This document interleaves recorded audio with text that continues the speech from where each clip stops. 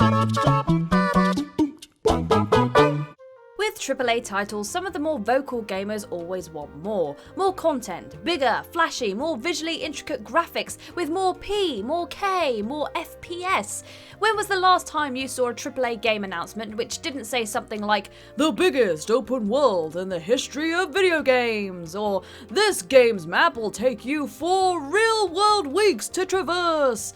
The need for copious, bounteous amounts of content is something of a double-edged sword, however. Of course, it means you get to play your game for longer. Like a kid on summer holidays, the idea of a visually stunning game you could play from dawn till dusk for 2 months sounds like a dream. However, most of us are now, at least not physically, not children anymore, and the idea of a game being an all-consuming time sapper actively discourages me. If a game proudly proclaims 100 hours of gameplay, I just read, "You won't complete this game this month." Some AAA games, whether through artificial bloating or unsatisfying core gameplay loops spread too thinly, are just not worth finishing. And so with that, I am Kirsten Ria from WhatCulture Gaming, and these are 10 AAA video games you just gave up on. Number 10, Rage 2. Quite possibly the winner of the "They made a sequel to what?" award.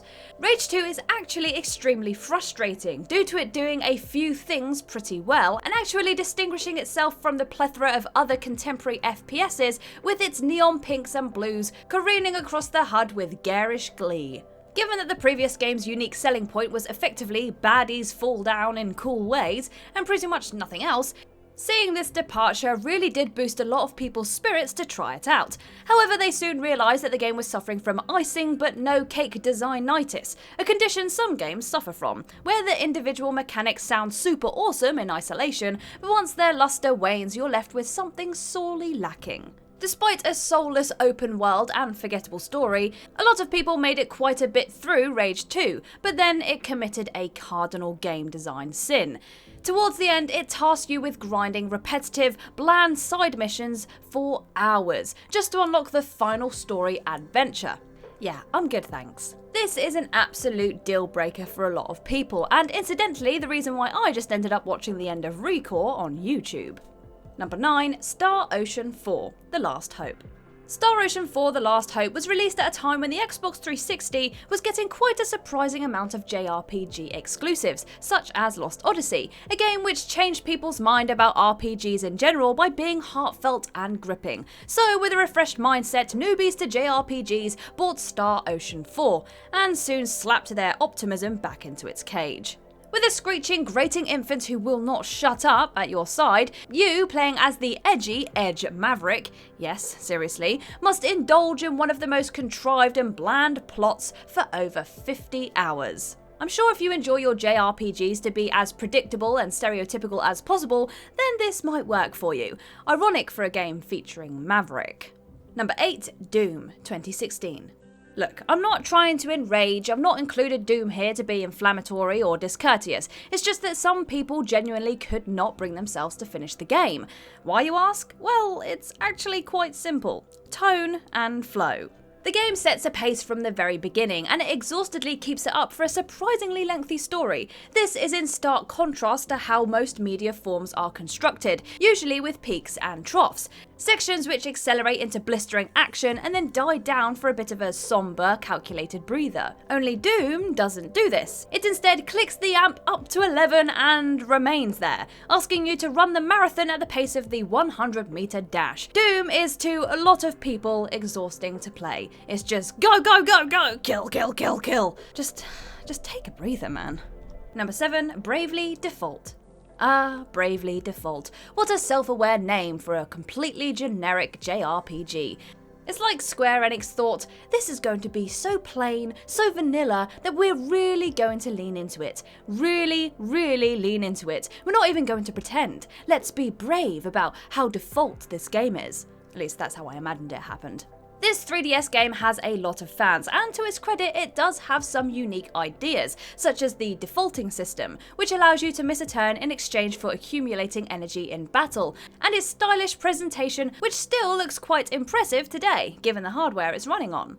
However, as you reach the end, inexcusably, the game throws a spanner into the works, and without spoiling some, well, honestly, pretty contrived plot points, you're thrown back to the very beginning of the game to play through it all over again. And if that's not bad enough, you can expect to play through it for a third and even a fourth time in order to truly complete the game. Needless to say, many individuals found the nerve of the writers to be the only brave aspect here. Number 6, Alien Isolation. Unlike some of the other games on this list, Alien Isolation is neither bad nor overly unoriginal. In fact, it's arguable that whilst we've had plenty of Alien games, we've never really had an Alien game until now. The distinction, the cultured amongst you will already know, is that whilst the sequels were all action movies, the original was undeniably a horror. And yet some people found themselves unable to finish the game. Now, you might be thinking that's something to do with the dread or terror, but you can hate the game even if you love survival horror, as the reason Alien Isolation is difficult to finish can be attributed to the overall game length and randomised behaviour. For starters, the game probably should have ended several times before it eventually does reach the credits, with a lot of the game focusing on the far less exciting yet equally terrifying android encounters, and when the xenomorph does appear, its inconsistent behaviour and harsh single-hit kills means that learning from death is rarely a consistent thing. Incidentally, this is why a lot of people love Alien Isolation, but for some people, losing significant progress due to the roll of a dice just isn't for them. Number 5, XENOBLADE Chronicles. Whoa, Kirsten, don't you think you're kind of picking on JRPGs at this point? Well, that really isn't the case. Some people just hate frustratingly overly engineered games. There's actually a lot to like in XENOBLADE Chronicles and its sequel, including the painfully humorous English voice acting. Shulk, despite his name immediately making me think of She-Hulk, sounds like those YouTube videos of Americans trying to do an oldie-time, gentle Englishman voice. Yet the game itself is structured something akin to an MMORPG, without the other players. Grinding is recommended, and without real human players to scream at for being useless, because I'm pulling my weight and it's everyone else's fault we lost the raid, I tend to lose a little bit of impetus. XENOBLADE Chronicles also does the enraging, it gets good after you've played it for 15 to 20 hours thing that people keep saying as if it's not an absolutely abysmal condemnation of your game's pacing. If you have to play your game for 2 hours a day for over a week before you start having fun, then your game has failed at being fun. And no, I was not really feeling it. Number 4, Metal Gear Solid 5: The Phantom Pain. Metal Gear Solid has always been a big melodramatic diva, focused more on being this ornate theatrical experience first and a traditional game second. This was further typified when Metal Gear Solid 4 came around, a game which has cutscenes which last as long as a feature-length movie. One is 71 minutes long. So when Metal Gear Solid 5 came around, it was a huge shock to see that formula completely upended. Instead of a story-heavy, gameplay-light experience with intricate, bespoke, crafted scenarios, Metal Gear Solid 5 was so focused on its core gameplay loop that it forewent all the other stuff entirely, with story being bare bones and missions comprised of copy-pasted generic objectives. If Metal Gear Solid 4 was a wheelie bin full of pate with only a single cracker to spread it on, Metal Gear Solid 5 was a thimble full of that same pate served up with 1 trillion slices of dry, toasted Warburtons. Yet even an initially satisfying playground feel couldn't detract from those tedious, samey feeling missions. I think I reached about mission 35 before realising I was literally just playing the same thing over and over. It's okay, I just guessed how it would end. Nanomachines, right? Nanomachines? Number 3, Red Dead Redemption 2. Likely another controversial pick, but I'm glad knowing that at least in terms of the polls on Reddit and GameFAQs, I'm absolutely not alone in feeling that Red Dead Redemption 2 was a bit of a chore. Being a real fan of the original, I was excited to see the direction in which they were going to take it. For a lot of people, having a Wild West GTA has always been great, with the notion of a crime-filled, tongue-in-cheek playground mixed with the more calm, bucolic tone found in the surrounding deserts. Yet, for the sequel, it seemed they wanted to really distance themselves from the GTA parallel and made something more akin to Oregon Trail than Vice City. With an unhealthy obsession of making every action as realistic as possible, the removal of the gamified elements meant everything from traversing terrain to picking up cans of beans is a pronounced, deliberate, heavy affair. I found myself actively avoiding doing button-related things when I discovered how much they'd slow me down. To a lot of people, they'd created an impressive immersive experience, but a wholly unenjoyable game, one which is more desperate to be accurate than fun. Number 2, Donkey Kong 64. He was finally here, performing for me. If I knew the words, I could join in. Honestly, after playing Banjo-Kazooie, I was absolutely ecstatic that Rare was looking to make a Donkey Kong platformer in a similar style, and would have happily paid 90 quid for that game.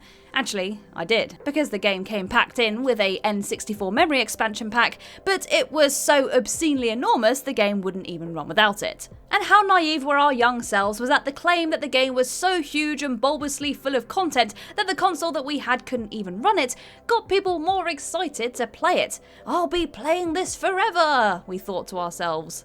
Yet, after about a few weeks, the sheer volume of semi-mandatory collectibles gave people a feeling of overwhelming fatigue. Bananas, medals, blueprints, fairies, crowns, keys, coins.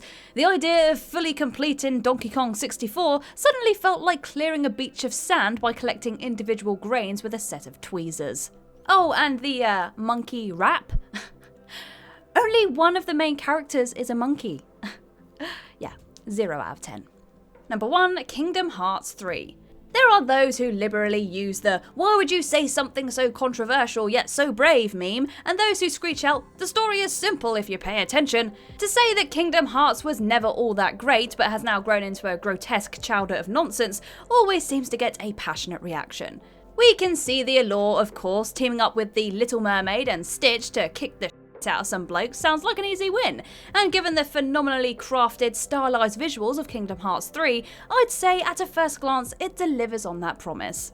Yet after 8 or 9 hours, you realise that this is effectively just Dynasty Warriors with the lassie from Frozen, tied together with, ironically given the child-friendly storytelling of Disney, one of the most obtuse stories ever told in gaming.